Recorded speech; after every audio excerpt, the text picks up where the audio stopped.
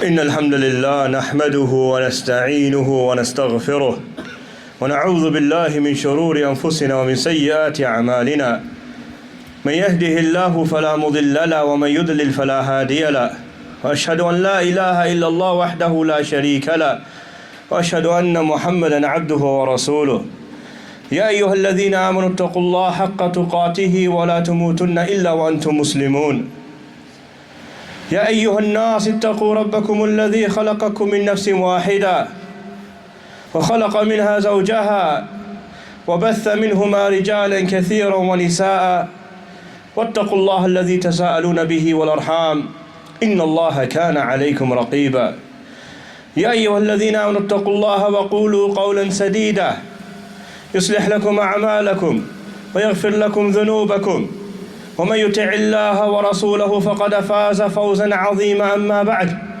فإن أصدق الحديث كتاب الله وأحسن الهدي هدي محمد صلى الله عليه وسلم وشر الأمور محدثاتها وكل محدثة بدعة وكل بدعة ضلالة وكل ضلالة في النار وبعد. And after praising Allah tabaraka wa ta'ala and sending the salah and the salam on the Prophet sallallahu alayhi wa sallam, then we say, as we all are aware, that a week has passed since the blessed month of Ramadan has left us, and it feels like an eternity. It may even be as though that we did not even have a Ramadan. It is reported that the Salaf rahimahumullah, they would make dua to Allah tabaraka wa ta'ala for 6 months, that He allows them, as many of us that we did, that He allows them to reach Ramadan. How many of us we said, Allahumma ballighna Ramadan, oh Allah, allow us to reach Ramadan. And then after that for 6 months they will make dua that Allah tabaraka wa ta'ala accepts our Ramadan from them. So we are standing here today, sitting here for Allah tabaraka wa ta'ala, that we ask Allah tabaraka wa ta'ala to accept from us our Ramadan that we put forth, the Ramadan that we put forth for ourselves, for the hereafter. Allahumma ameen. So now we must reflect, and we should reflect, and one must ponder, why would they do as such? So many of us rejoice when we do a good deed, but many of us may be heedless to the fact that although we have performed the action, we are heedless to the fact that was it good enough for Allah tabaraka wa ta'ala to accept? Did we do the action for Allah as Allah subhanahu wa ta'ala commanded it? Was it upon the Sunnah of Muhammad sallallahu alayhi wa sallam?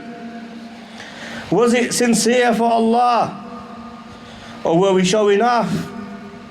Did we have taqwa of Allah tabaraka wa ta'ala?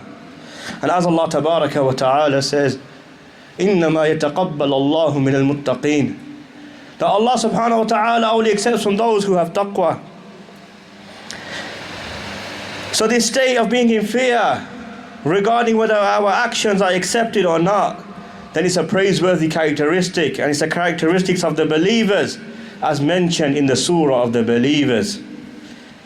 And Allah tabaraka wa ta'ala says, وَقُلُوبُهُمْ وَجِلَةٌ أَنَّهُمْ إِلَىٰ رَبِّهِمْ رَاجِعُونَ, that their hearts, they tremble that they are going to be returning, and they're going to be returning back to their Lord. Aisha radiallahu anha, she said, when the Prophet sallallahu alayhi wasallam, she said to the Prophet sallallahu alayhi wasallam about this ayah, are those the people that drink? Are those the people that steal? And then they know they're going to meet their recompense, and then they're fearful. And the Prophet sallallahu alayhi wasallam, he said, no, O daughter of a Siddiq. They are those who fast, they pray, and they give sadaqah, and then fear that it will not be accepted from them. So they fast and they do the good deeds, but they fear and their actions will not be accepted, not acting as if the action has already been accepted. So we ask Allah subhanahu wa ta'ala again to accept our deeds and what we put forth in Ramadan. So naturally after the high of Ramadan is often followed by a slump and a deterioration, especially in one's Imaan. And that's why I want to talk and speak today about the increasing and decreasing of Imaan. And some of the means by which that occurs and how we can increase our Iman, and watch out for when our Iman decreases and what we can do it to increase it. Ahl Sunnati wal Jama'ah, we hold a belief that Iman is a statement of the tongue. It's a belief and an action of the heart, and it is followed up by actions of the limbs. It increases with obedience and decreases with disobedience. The Prophet ﷺ, he said that indeed Iman, it wears out within one of you, just as a garment would wear out. Many of us, we wore new clothes on Eid, but how many Eids before did we have garments that are now ripped or no longer with us? Iman, it dwindles. Iman, it wears out. So then the Prophet ﷺ, from his mercy and a mercy, as he was a mercy to mankind, didn't just tell us what the problem was, but rather gave us a solution. And he said that so it wears out just like a garment. So ask Allah Tabaraka wa Ta'ala that He renew the Iman within your hearts. So we ask Allah Tabaraka wa Ta'ala to renew the Iman within our hearts, and we shall continue as such, asking Him for that. So as we see, Iman can wear out over time, and it needs renewal. And from that is asking Allah subhanahu wa ta'ala to renew it for you. The great companion of the Prophet sallallahu alayhi wasallam, he said, Inna min fiqh al-abd an yata'ahad imanah wa ma naqasa minhu wa min fiqh al-abd an ya'lama muzdadun huwa aw muntaqis wa inna min fiqh al-rajul an ya'lama nazaghat al-shaytan anna ta'tih. From the understanding of the servant is that he takes care of his Iman and what has decreased from it. And from his understanding, or from understanding of the man, is that he knows if his Iman is increased or decreased. And from his understanding is that he knows the ways in which shaitan will come to him.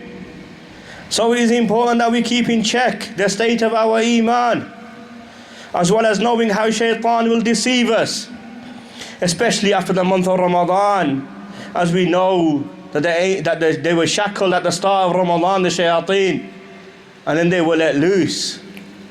Allah Tabaraka wa Ta'ala, He has made the path to worship Him easy. And the scholars have made it easy for us to know that which increases our Iman. From that which increases our Iman, from what the ulama have mentioned, is learning the beneficial knowledge of this religion, derived from the Book of Allah and the Sunnah of Muhammad sallallahu alayhi wasallam. For they say the one that has knowledge of Allah Ta'ala, or the one that has knowledge, then the one that has knowledge of the deen of Allah Ta'ala, then he will be more fearful of Allah, as he will know his Lord, as we will touch on. After that is reciting the Noble Quran and contemplating on it. Now, as you may be aware, or you can see, that in Ramadan, why do we have this high, and then after Ramadan we have the low? As the ulama, they said that it increases, the Iman increases with the actions, and it decreases with sin. What was it in Ramadan that we was engaging in? What you're hearing now is what we were engaging in Ramadan. So continue, for the journey is not over. After that is knowledge of Allah Tabaraka wa Ta'ala, and Aqeedah, and the belief, and a knowledge of Allah Subhanahu wa Ta'ala's names and attributes. For the one that knows his Lord, his Iman will increase, and he will be on a good standing with Allah Tabaraka wa Ta'ala. After that is to look attentively at the biography of Muhammad sallallahu alayhi wasallam, for whose Iman can be higher than the Messenger sallallahu alayhi wasallam. So following the Sunnah of Muhammad sallallahu alayhi wasallam is a path, and not looking into his seerah is a way to increase your Iman. After that is pondering over the merits and the qualities of the religion of Al-Islam. Reading the life stories and the histories of the Salaf, the people that became before us and passed this religion on to us. And then reflecting on the universal signs of Allah Tabaraka wa Ta'ala from the creation, and whether that be from the actions of the heart or actions of the tongue and actions of the limbs. And as for what causes the Iman to decrease, then there are internal causes and then there are external causes. The first one being ignorance, which is the opposite of knowledge. If you remain ignorant, not knowing about your religion and acting upon it, then how will your Iman increase? Heedlessness, aversion and forgetfulness, or leaving off that which you are being commanded with, committing disobedience to Allah Tabaraka wa Ta'ala and engaging in sin. And the external causes are the shayateen. For we already know that we must take Allah subhanahu wa ta'ala says that take the shaitan as an enemy, for he's an enemy for us. So why do many of us fall into the trap of welcoming the enemy? And then also the world and its beauty, where we run after this dunya that we will leave behind. For is it enough to know that there is not even one person, as they say, that ever made it? This dunya that keeps us away from Allah Tabaraka wa Ta'ala. فَلَا يَغُرَّنَّكُمُ الْحَيَاةُ الدُّنْيَا. So don't let this dunya deceive you, as well as the deceiver, the shaitan, to allow him to deceive you. And after that is the associates and the companionship that you keep. We can see this in Ramadan, that we kept this as well. Because you would come to the Masjid and you would be amongst good people, and you saw that effect on yourself. So to allow your Iman not to decrease is to have good companionship. Walhamdulillahi Rabbil Alameen.